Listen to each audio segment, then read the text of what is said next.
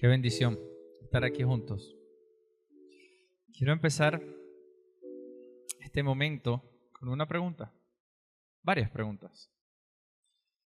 Y las preguntas son las siguientes. En este momento de tu vida, ¿me están viendo lo que están ahí atrás? ¿Sí? En este momento de tu vida, ¿estás preparado para un terremoto?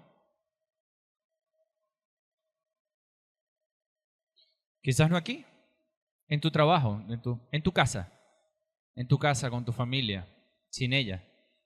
En la mitad de la noche, ¿estás preparado para un terremoto? ¿O qué tal en el lugar donde entrenas?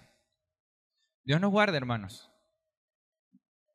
Quiere el Señor conservarnos y no permitir que tal cosa suceda, pero la pregunta no es si va a suceder, la pregunta es, ¿estás preparado para un terremoto? Bueno, déjame decirte que lo que respondes a esto en tu corazón habla mucho de ti, habla muchísimo de ti. Y hoy quiero que recordemos juntos una historia de una familia de la que creo que podemos aprender bastante. Se trata de una familia japonesa que en el año 2011 sufrió y vivió en medio de uno de los terremotos seguidos de un tsunami más grandes que ha sufrido Japón. Más grande. De hecho, esta familia vive en una zona que es nuclear y de hecho la zona tiene el nombre, el apellido de la familia. Esta familia se llama la familia Fukushima.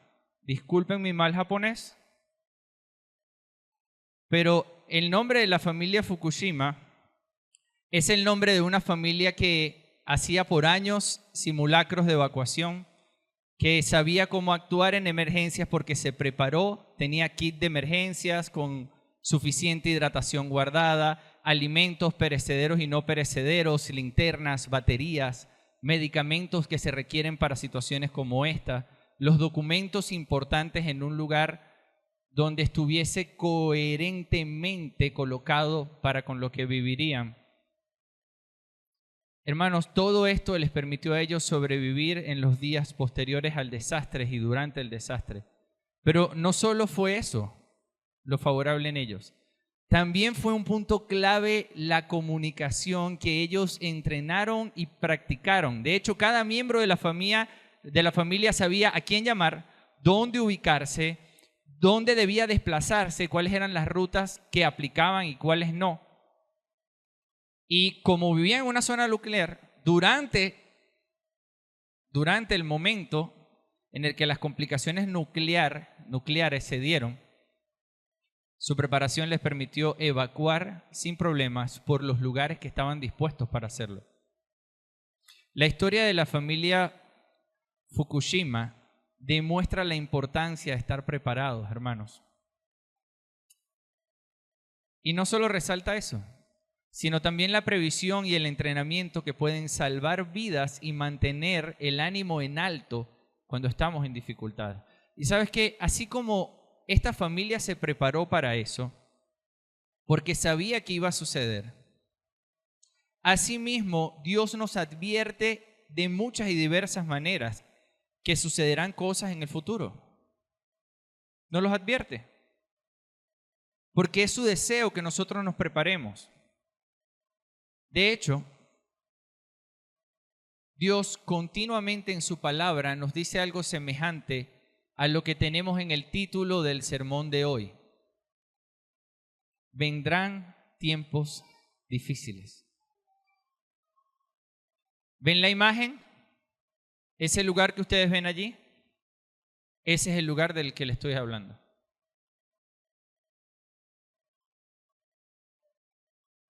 Un área devastada por el terremoto y un tsunami, un área nuclear y una familia que quedó muy bien parada gracias a tomarse en serio que vendrían tiempos difíciles. El apóstol Pablo, hermanos, puede enseñarnos muchísimo sobre esto. Y no solo puede enseñarnos cosas muy buenas sobre eso, sino algunas consideraciones, cosas que tú y yo como iglesia deberíamos tener presente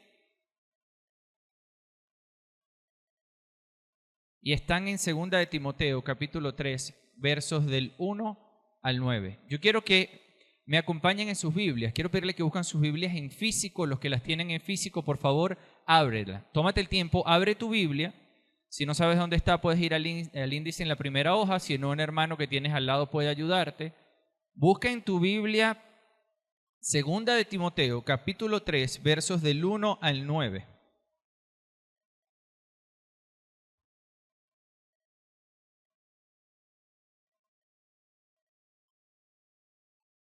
Todos, ayúdale a esa persona si no la encuentra. 2 de Timoteo. Ya, la mayoría tiene el texto allí. Vayan al capítulo 3, el número grande. Capítulo 3. Vamos a leerlo juntos. De todas maneras, los que por alguna razón no tienen Biblia, lo tienen en la pantalla.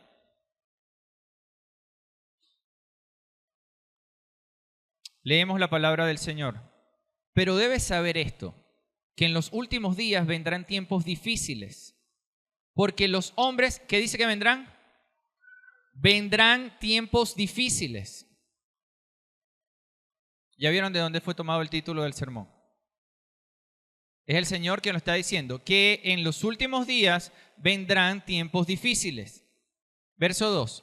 Porque los hombres serán amadores de sí mismos, avaros, jactanciosos, soberbios, blasfemos, desobedientes a los padres, ingratos, irreverentes, sin amor, implacables, calumniadores, desenfrenados, salvajes, aborrecedores de lo bueno, traidores, impetuosos, envanecidos, amadores de los placeres en vez de amadores de Dios, teniendo apariencia de piedad, pero habiendo negado su poder. A los tales evita. Voy a repetir esa frase. A los tales evita. Verso 6. Porque entre ellos están los que se meten en las casas y se llevan cautivas a mujercillas cargadas de pecados, llevadas por diversas pasiones, que siempre están aprendiendo, pero nunca pueden llegar al pleno conocimiento de la verdad. Y así como Janes y Jambres se opusieron a Moisés, de la misma manera estos también se oponen a la verdad. Son hombres de mente depravada, reprobados en lo que respecta a la fe. 9. Pero no progresarán más, pues su insensatez será manifiesta a todos, como también sucedió con la de aquellos dos, refiriéndose a aquellos dos con Janes y Jambres. Hermanos, este pasaje afirma de un modo frontal que vendrán tiempos difíciles, ¿verdad que sí? Lo acabamos de leer. Además nos describe cómo esos tiempos difíciles están estrechamente ligados a personas impías que tienen un carácter y una conducta muy particular. Vemos el carácter descrito, algunos de estos rasgos o descripciones de su personalidad está allí en el carácter. Y en la segunda parte vemos cómo este carácter se manifestaba en acciones.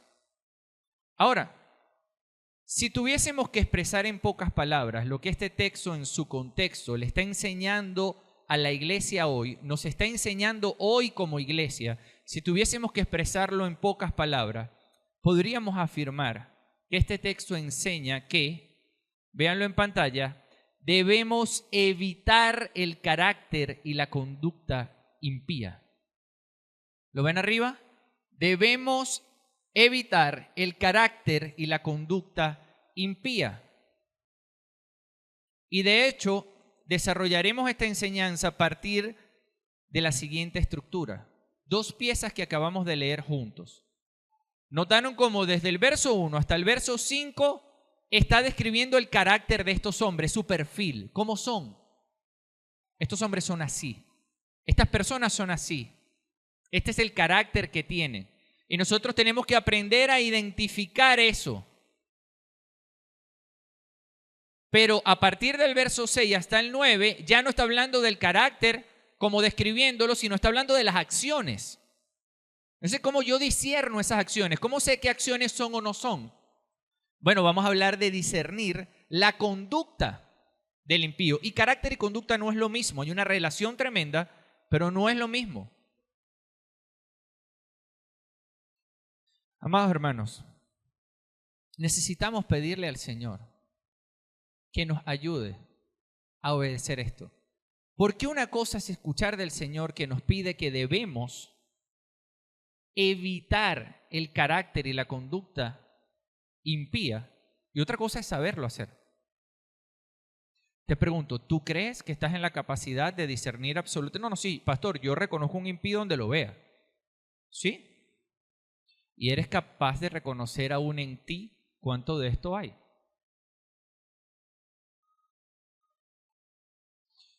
¿Sabes qué? Vamos a orar. Y vamos a pedirle al Señor con un corazón enseñable que nos enseñe lo que este texto tiene para guiarnos. A mí y a ustedes. Ora por mí para que yo pueda entregar con fidelidad lo que este pasaje enseña. Pero ora por tu corazón porque quizás hay algunas cuantas cositas que no has considerado y que pueden estar afectándote porque estás mucho más cerca de la impiedad de lo que tú te imaginas.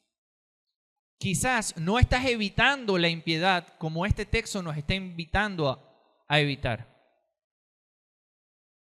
Vamos a orar. Ora en tu puesto. Ora tú. Tómate el segundo y exprésale al Señor en oración tu necesidad de aprender de esto. Padre,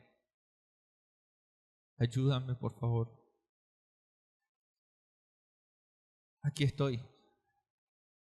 Para ti, queriendo honrarte a ti. Ayuda a mis hermanos y permítenos que seas glorificado hoy con la predicación de tu palabra. Te lo suplico. En Cristo Jesús. Te lo suplico. Amén. Vamos a la primera parte.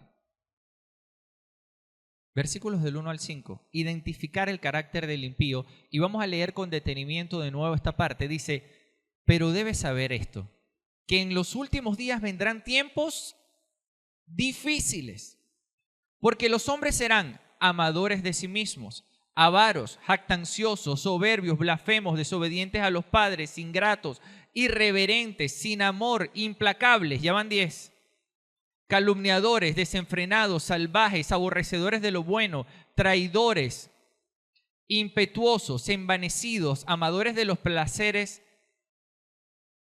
en vez de amadores de Dios, teniendo apariencia de piedad, pero habiendo negado su poder. A los tales evita.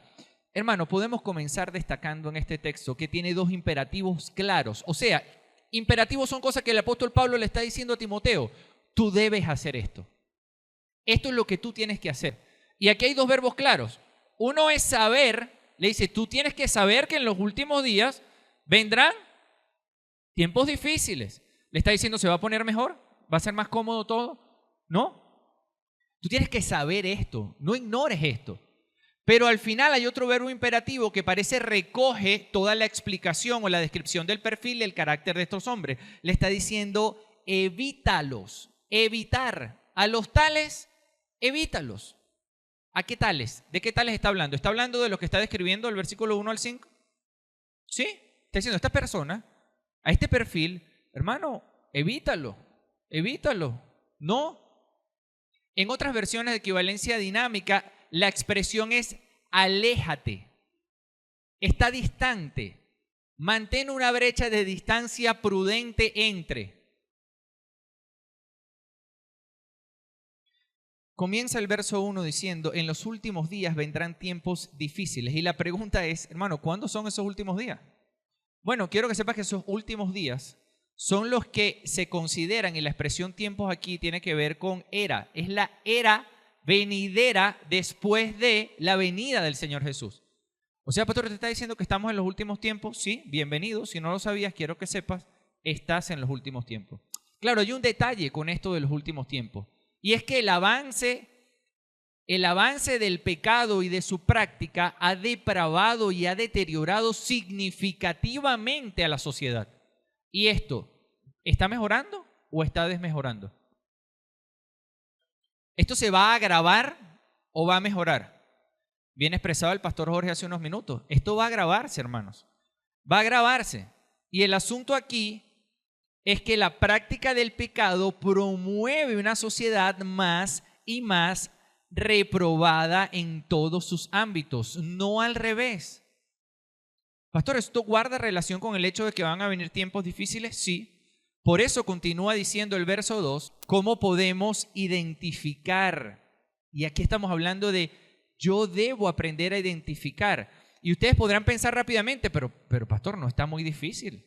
O sea, identificarlo es fácil. Ahí está, se ve clarito.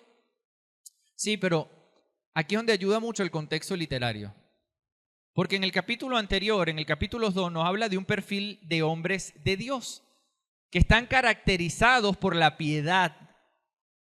Pero ahora nos habla de exactamente lo contrario. Es decir, cuando él viene, el apóstol Pablo, recorriendo el capítulo 2, él está hablando de hombres de Dios, de cómo deben ser, tener paz, tranquilidad, gentileza. Empieza a describir todo un perfil y empieza a hablar de sus opuestos, del contraste, de otras personas completamente diferentes.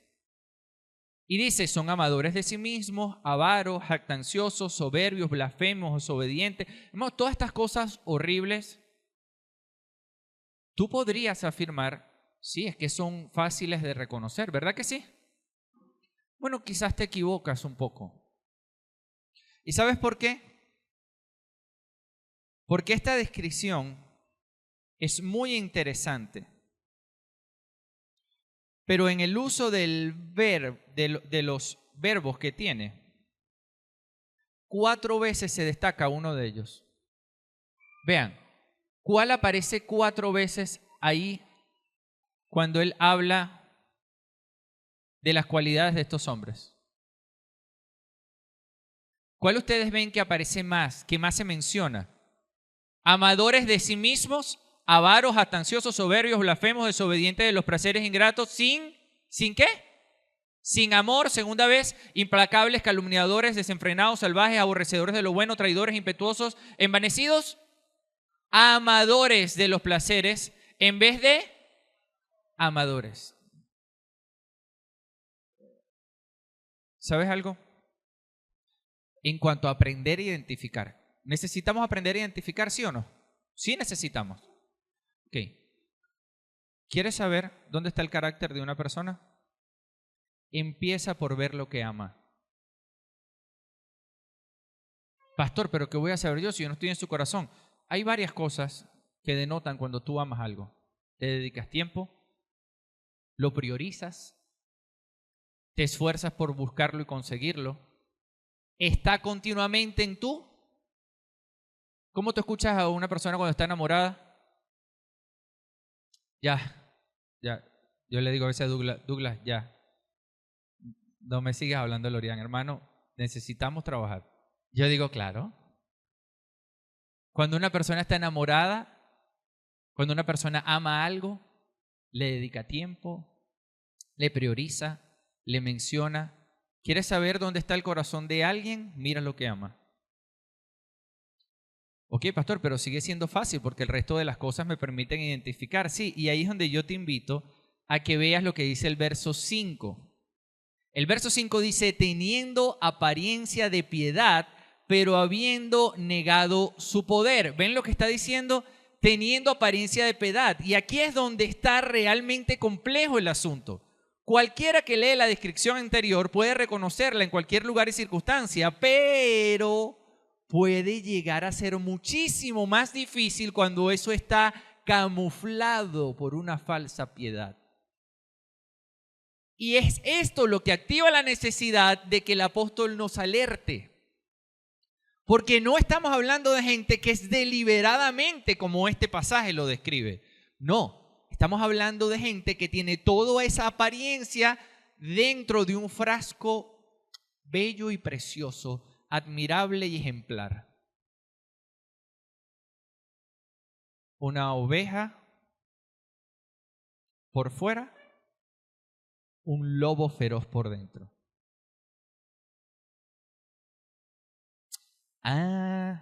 Ahora entiendo por qué tengo que aprender a identificarlo. Porque no se ve. Claro.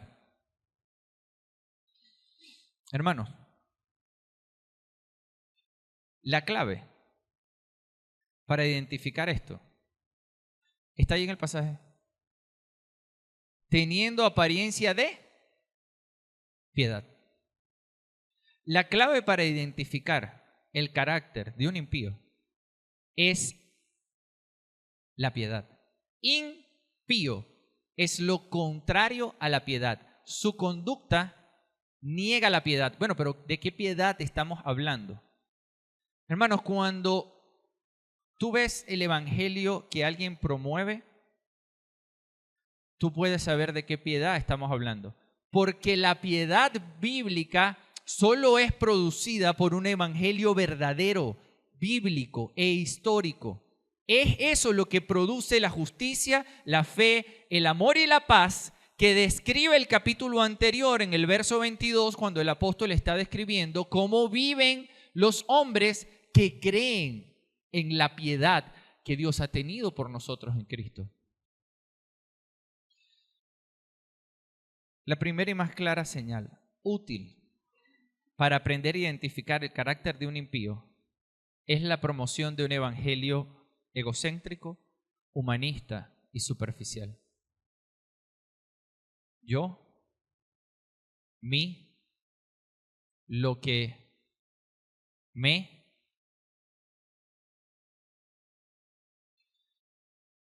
Voy a repetir eso. La primera y más clara señal útil para identificar el carácter de un impío es la promoción de un evangelio egocéntrico, humanista y superficial. Cristo no vino a este mundo a morir para satisfacer tus deseos de identidad, de éxito, de prosperidad, de reconocimiento, de fama, de logro. No, hermano. Cristo vino a este mundo para glorificar a Dios. Y glorificar a Dios implicaba amarnos hasta la muerte de cruz y tomar nuestro lugar para recibir el castigo que tú y yo merecíamos por nuestros delitos y pecados. Su sacrificio ocurrió para la gloria de Dios y nosotros somos indescriptiblemente beneficiados por la grandeza de su amor que auténticamente nos alcanzó. Amados hermanos, ¿cómo vivo esto? ¿Cómo lo aplico? ¿Cómo llevo a la práctica el decir, claro, ya puedo identificar entonces a los falsos maestros, ya sé cómo hacerlo? Ya sé cómo identificar a las personas que... Y yo quiero que tengas presente algo, hermano, debemos identificar el carácter del impío no solo por identificarlo, sino porque eso nos permite evitar su influencia y su engaño en nosotros. Porque si tú no te das cuenta, te está influenciando y va a mover tu mente y tu voluntad con ellos. ¿No dice Proverbios 4:23? Me encanta la manera en la que lo presentan en una equivalencia dinámica. Sobre toda cosa guardada, guarda tu corazón porque ésta determina el rumbo de tu vida. Hermanos, miren, en la época de Timoteo, el mayor riesgo estaba asociado, o uno de los grandes riesgos estaba asociado a los engañadores que desviaban y confundían a las personas con sus mentiras. Sí, pero lamentablemente en la actualidad, al leer estos textos, los cristianos ¿qué hacen? Y aquí estoy hablándote de cómo vivirlo, de cómo tú puedes llevar a la práctica esto. ¿Qué hacen los cristianos? Dicen, no, estos falsos maestros, y activan su radar y se ponen en contra de los falsos maestros y apuntan sus cañones. Pero quiero que entiendas algo. Tú puedes dejar de seguir, tú puedes enemistarte en tu corazón y permitirte todo un furor y un celo en tu corazón y voltearte y sentirte que estás en tu conciencia haciendo lo correcto y obedeciendo ese pasaje porque tú no te estás dejando influenciar por los impíos. y abrir tu corazón de par en par a cuanta corriente impía existe en este mundo. Y a eso, si los sigues, los analizas, los escuchas, le metes la lupa, dices, bueno, no tan malo, no tan bueno, y no te das cuenta del efecto que está generando en tu corazón. Hermano, en la época de Pablo y Timoteo no habían pantallas ni habían televisores en las casas. No habían redes sociales en donde hubiesen eruditos de distintas corrientes. Pero, ¿sabes la cantidad de personas que están llamándose a sí mismos creyentes, que quieren actuar bien y que identifican a los falsos maestros y se endurecen en su corazón? En el mejor de los casos, o no se endurecen, sino simplemente asumen una postura de alerta, pero siguen y meditan y revisan la ley de la atracción. Visualízalo para tener éxito en la vida. ¿O qué tal la terapia como una opción para resolver los traumas y que esa sí es la que me va a sanar? O, hermanos, la democracia. ¿Saben cuántos creyentes dan por cierto que la democracia es el ámbito social ideal y sueñan con eso y se imaginan vivir en un lugar donde verdaderamente se practique la democracia como si es? ¿Y qué tal de la plenitud mediante la comida y los ejercicios y toda su inmensa cantidad de variaciones? Yo quiero que sepas algo, puedes comer como te dé la gana, te vas a morir. Un día te vas a morir y vas a encarar a tu Creador. Y yo no te estoy diciendo que comas mal, pero si la motivación de comer bien y de buscar a cuanta persona explica algo novedoso sobre cómo comer mejor o entrenar mejor, es que tú quieres ser súper ultra y en tu corazón no hay el deseo de honrar a Dios como Él lo ha establecido, tú sigues siendo igual de egocéntrico o peor que ellos. Es igual de impío. ¿Qué tal del progreso y del poderío del emprendimiento? Porque si no eres emprendedor, no eres nada. Entonces, ¿que no puedo tener una vida honorable si soy empleado? ¿Sabes cuántas personas escuchan frecuentemente esa ola que empuja, que no, tienes que ser tu propio jefe, y están empujándote? Hermano, estoy hablándole literalmente, desnudando en sus mentes cosas que nosotros y muchos creyentes compran y se montan en ese barco y están siendo llevados y arrastrados de un lugar a otro. Yo no sé si tú vas a ser emprendedor o vas a ser empleado. Lo que sí sé es que a los que Dios te ha llamado es a vivir una vida piadosa, seas aquello o seas esto. Pero ¿qué tal el tema de la libertad financiera? Es que tienes que alcanzar la libertad financiera para poder servir al Señor bien. Es que tienes que alcanzar la libertad financiera para poder administrar y disfrutar tu tiempo. Es que no fue el Señor Jesús el que enseñó directamente de un hombre que pretendía acumular riquezas para sí y cuando lo logró el siguiente día se murió. El Señor Jesús lo explicó directamente. Pero muchos hombres creyentes, de los que rechazan a los falsos profetas, hoy están nadando a todo dar por amasar riquezas para tener libertad financiera. Hermanos, reflexionemos. Y a ti que todavía no has entendido del todo lo que Cristo ha hecho por ti, te quiero decir algo. Tan solo ver la manera en la que viven, si la ves honestamente, si metes el detalle en el asunto, si tú ves de manera honesta y detallada la vida de los que se creen autosuficientes, que se creen poderosos y valientes, hermano, si tú ves su vida a detalle, te vas a dar cuenta de que detrás hay solamente engaño. Personas con cualquier cantidad de millones, a veces personas con mucha autoridad, a veces con mucho poder. Y esa persona que está sentado ahí, problemas graves con el alcohol, a veces problemas graves con la familia, divorcios, vidas destruidas. Y en su silencio, el peso de no tener la verdadera piedad. Han negado el poder de la piedad. En términos de Romano, capítulo 1, verso 16, no me avergüenzo del Evangelio, pues es el poder de Dios. En Él y solo en Él fuimos justificados. Yo te recomiendo, tú que me estás escuchando aquí en este salón o que me estás escuchando en tu casa, arrepiéntete y corre a los pies de Cristo, porque solo Él puede salvarte. Él y solo Él puede salvarte. ¿Cómo crees que hubiese sido la historia de la familia Fukushima durante el terremoto, durante el tsunami, si los miembros de su familia se hubiesen prestado en sus oídos y en su tiempo a escuchar las corrientes que decían que la tecnología actual sí controla los terremotos? ¿O a los que proyectan que el universo iba a responder a su visualización de un mundo sin terremoto? ¿O qué tal los que les decían que lo importante era disfrutar el momento? ¿Me has escuchado esas? Lo importante es que disfrutes del momento, hermano. Disfruta, vive tu experiencia. ¿Qué tal hubiese sido su vida si ellos... ¿Cómo crees, hermanos, que hubiese sido la historia? ¿Sabes qué? No te dejes engañar. No te dejes engañar.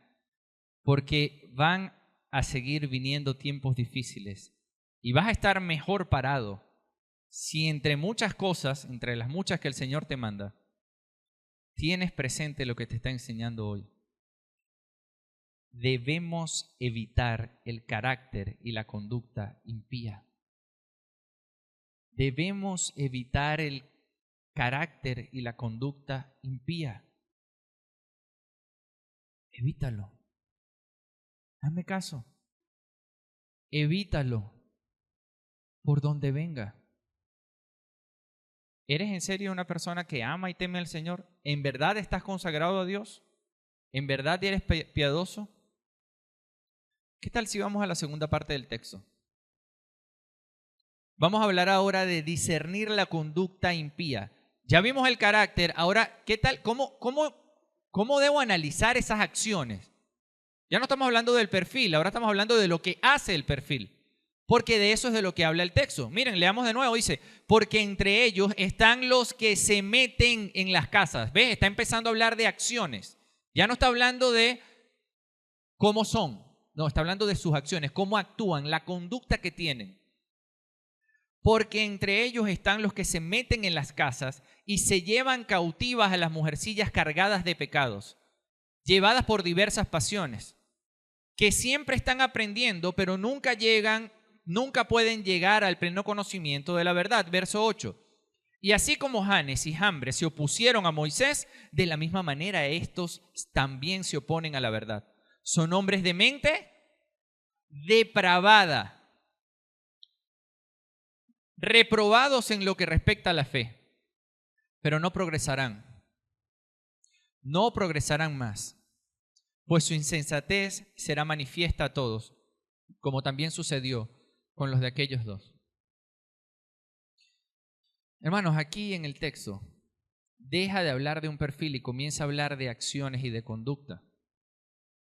Vemos en el verso 6 que dice, se meten en las casas, y en aquel tiempo estos hombres visitaban diversos hogares con ideas turbias y cuestionables, muy cuestionables por cierto. Pero en el mismo verso dice, se llevan cautivas las mujercillas cargadas de pecado, y describe a mujeres que solían conducirse en una búsqueda permanente de nuevos conocimientos, mujeres que están en esta sala, mujeres que me están escuchando en línea. Por favor, entiende algo. No en vano, en el jardín del Edén, cuando Satanás quiso afectar a la humanidad, buscó a una dama. La dama tiene innumerables riquezas y es en dignidad delante de Dios igual al varón. Pero hay claras y bíblicas diferencias entre ambos. Y si tu mujer eres simple en abrir tu corazón a cuanta corriente de enseñanza existe, vas a ser afectada mucho más de lo que tú crees. De hecho, tú puedes rastrear muchas de las inestabilidades emocionales que te acompañan hoy al momento en el que empezaste a seguir cosas que generaron confusión, dolor y desesperanza en tu vida. Yo no estoy diciendo que los hombres no son propensos a eso. Eso no es lo que dice el texto. Pero lo que el texto sí está diciendo es que estos tipos que practicaban la impiedad iban por ellas. ¿Creen que es distinto hoy? Mujer que estás aquí, tú eres una mujer de Dios. Y Cristo ha entregado su vida en la cruz del Calvario no para que tú te entregues a cualquiera que trata de seducirte con ideas innovadoras para llevar tu voluntad en otra dirección. No. Para y sé tan radical como tengas que ser para cortar cualquier nexo o vínculo de que estés siguiendo algo que no tiene que ver con el Señor. Conságrate a tu Señor. Él es digno de tu amor. Él es digno de todo tu amor. Y no estoy hablando solo a las mujeres solteras, mujeres casadas que están aquí. Muchas de las frustraciones que tienen muchas esposas con sus esposos están vinculadas a que su corazón no está completamente enfocado en el amor que Dios tiene por ellas. Amadas, pon todo tu ser enfocado en el único amor que puede llenarte. El único amor que puede llenarte es el de Cristo Jesús, nuestro Señor. Si hay algo retador en cuanto a la dificultad de discernir la conducta de los impíos, es lo que sucede cuando estos impíos realizan señales y milagros. Ahí la cosa se pone un poquito complicada. Porque tú dices, ¿cuál es tu conclusión inmediata? Esto viene de Dios. Es que esto es de Dios. No, esto viene del Señor. Es que es imposible que esto fuese así si no viniese. ¿Verdad que sí pensamos así? Y de repente no señales y milagros, pero sí todo el acompañamiento de un perfil exitoso, armónico, todo parece estar en orden, todo bello, limpiecito por fuera, todo. Tú dices, no, pero es que esto es, yo quiero ser así, ¿verdad? Hermano, quizás por eso es que el apóstol Pablo está usando el ejemplo que está usando para ilustrar aquí en el texto. Vean lo que dice el verso 8, dice, así como Janes y Jambres se opusieron a Moisés, de la misma manera estos también se oponen a la verdad. Aunque Janes y Jambres no se encuentran taxativamente en las líneas del Antiguo Testamento, quiero sepas eso, lo que hace una ilusión a la importancia del cristianismo histórico o de la manera en la que Dios enseña a su pueblo conservando el legado de su historia. Aquí hay una conexión en donde ustedes están escuchando al apóstol Pablo enseñándole a su pupilo Timoteo en función de la historia de lo que Dios había hecho. Pero, hermanos, muchos eruditos reconocidos consideran que tiene veracidad la tradición judía cuando reconoce a Janes y Jambres. ¿Saben cómo quiénes? ¿Saben quiénes eran? ¿Se acuerdan de Éxodo 7, capítulo 7, verso 11, donde estaban unos magos que se opusieron a Moisés cuando él fue enviado por el Señor? Bueno, estos dos tipos que estaban oponiéndose a Moisés, haciendo señales y milagros, eran Janes y Jambres. ¿Qué te parece? Pero hasta ahí la cosa parece sorprendente. No, hermano, esto no, ni siquiera ha empezado.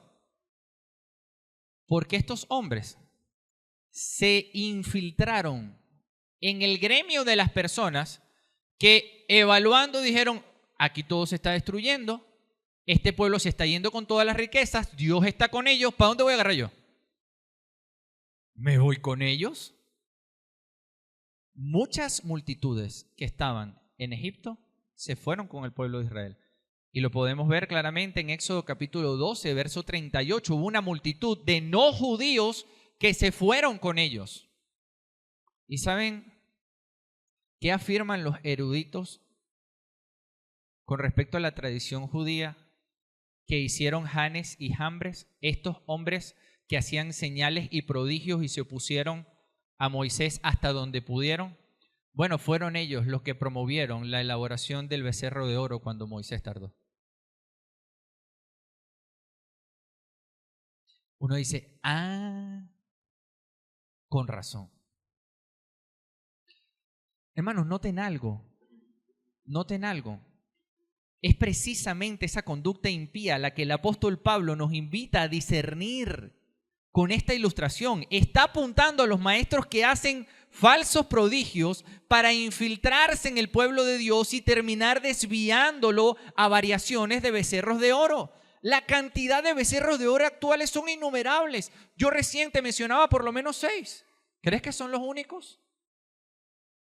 Estos maestros siguen generando esa sensación de convertirte en un becerro de oro y que te adores y busques tu propio éxito y bienestar o busques el de algún otro. Lo importante no es qué becerro de oro es, lo importante es que no sea el de Dios para ellos. Eso es impiedad. Necesitamos aprender a discernir.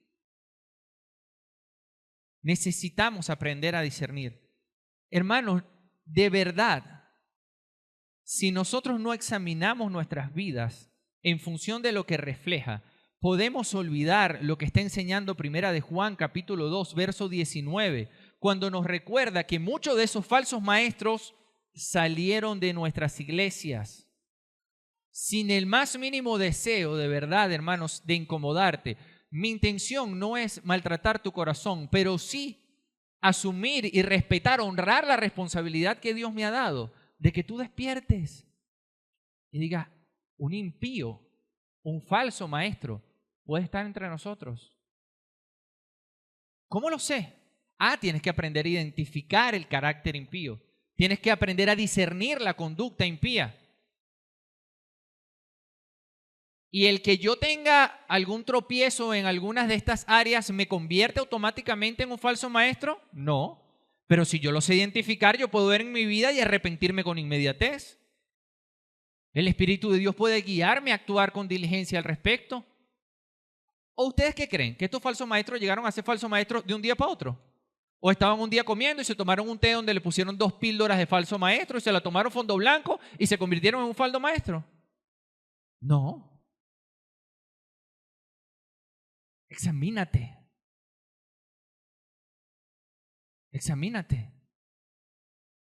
Revisa tu vida. ¿Dónde están tus convicciones? ¿Estás viviendo en la piedad? ¿Realmente estás viviendo en la piedad?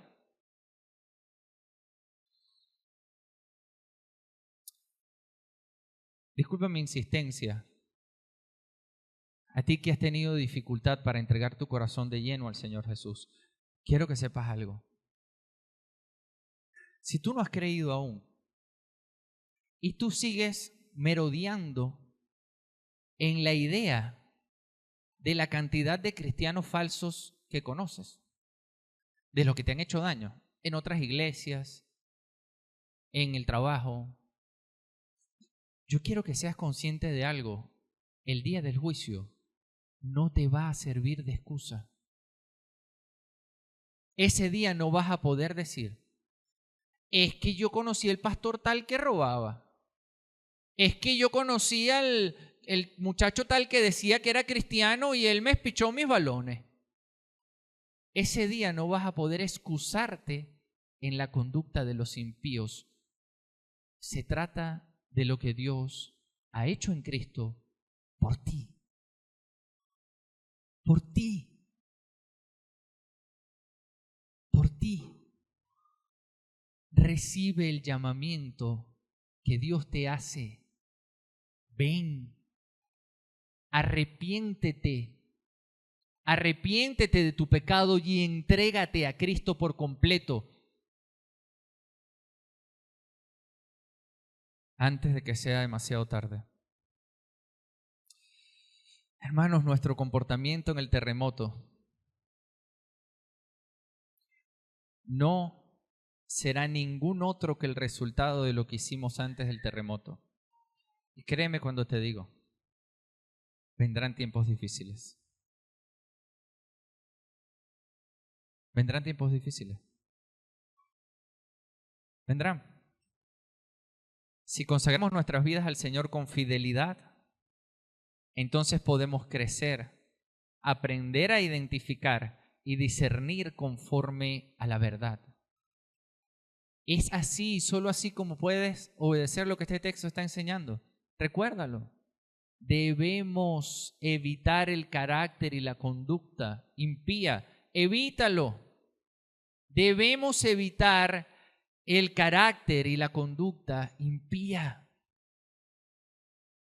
¿Tiene camuflaje? Sí. ¿Te asombra a veces con sus señales y formas? Sí. ¿A quién estás consagrado tú? Sé fiel. Sé fiel. No quiero terminar esta reunión, hermano, sin antes advertirte del riesgo asociado a la simpleza al relacionarse directa o indirectamente con la impiedad. Lamentablemente, en muchas ocasiones, hermanos, nadie lo nota. Nadie lo nota. ¿Estás entendiendo lo que te estoy diciendo? Tú agarras tu celular y le dedicas muchísimo tiempo a tu celular. Y estás siguiendo un montón de gente que están influenciando tu vida. Pero cuando tú estás siguiendo al impío, cuando tú estás relacionándote o no evitando al impío, no lo notas. ¿Sabes cuándo lo notas? Cuando llega el terremoto. Cuando llega el terremoto. Vendrán tiempos difíciles, hermanos, y nadie puede evitarlo. Las decisiones que tomemos hoy sobre nuestro carácter y conducta, en reacción a lo que Dios ha hecho por nosotros en Cristo, no solo determinan el modo en que vivimos, sino determinan lo que va a pasar en el día de la prueba final. ¿Vieron qué fue? ¿Vieron el verbo? ¿Vieron el verbo que aparece 4 veces aquí y que describe el carácter de los impíos? ¿Cuál fue? ¿Cuál fue? El amor. ¿Qué amas? ¿Qué es lo que realmente amas? ¿Qué es lo que realmente amas?